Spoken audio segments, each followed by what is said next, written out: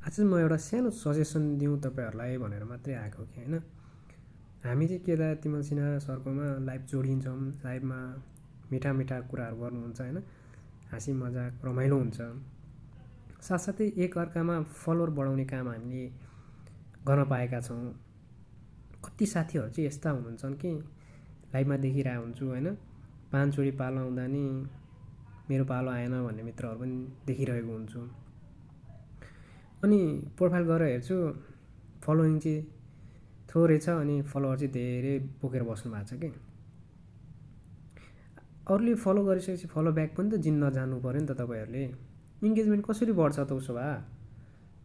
तपाईँलाई मात्रै रुचाउने मान्छे हुन्छन् भन्ने छैन नि त। तपाईँले पनि त कसैलाई गएर फलो ब्याक गर्नु पऱ्यो। तपाईँहरूले उखान सुन्नुभयो होला नि त, एउटा हातले ताली बज्दैन भनेर। अरू मित्रहरूले फलो गर्नुहुन्छ भने फलो ब्याक पनि दिन जान्नुपर्छ कि तपाईँहरूले।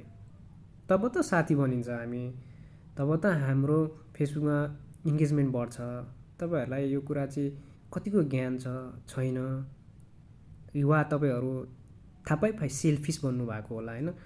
फलोवर मात्रै भएर फेसबुक मोनिटाइज हुँदैन नि त। भ्युवर चाहियो, फलोवर्स मात्रै लाखौँ भयो अनि त्यहाँबाट तपाईँको भ्यू छैन भने, तपाईँको राम्रो कन्टेन्ट छैन भने त अर्निङ गर्न सक्नुहुन्न। इभन लाखै भए पनि तपाईँको भ्युवर छैन, इन्गेजमेन्ट छैन भने त तपाईँको मोनिटाइज पनि हुँदैन नि। त्यसैले हातेमालो गर्नुपर्छ। त्यसैले अरूले फलो गरेछ भने फलो ब्याक पनि दिन जानुपर्छ भन्ने चाहिँ मलाई लाग्छ र गर्नु होला।